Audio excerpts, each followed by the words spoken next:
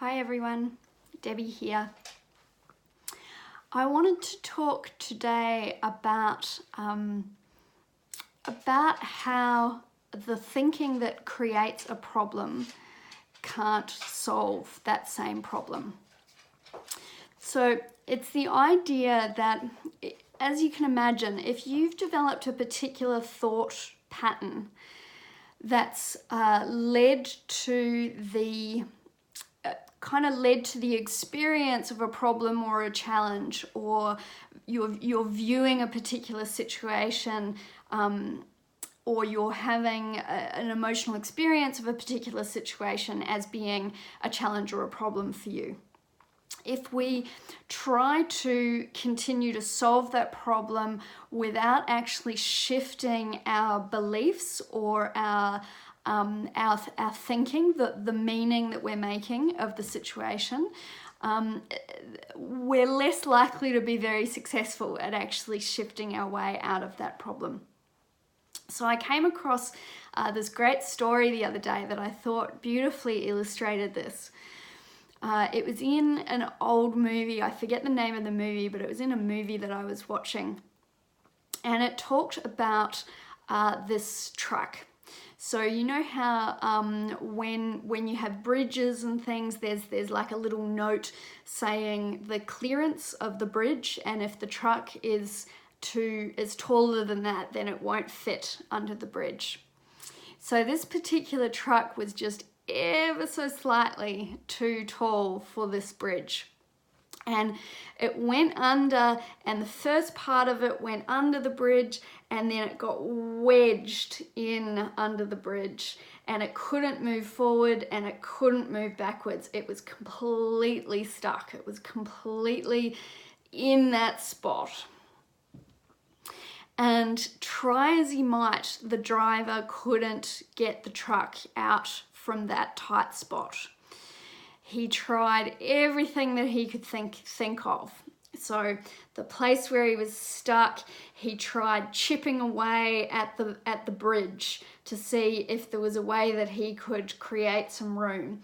He tried pushing the truck further in. He tried pulling the truck further out. He even tried using like Vaseline or something slippery in that groove, hoping that would release some of the friction and enable it to move. And he was exhausted. He just kept trying, and he just could not get this truck to move. It was completely stuck in this position. And as he's sitting there, he's watching everybody else continue to move forward, going under the bridge, continuing on to their dreams, to live their life, and here's him completely stuck. And what could he do? You know, he felt that he had tried everything, nothing was changing, he wasn't going anywhere. He was just gonna have to learn how to live with this because he couldn't fix it. He'd tried everything.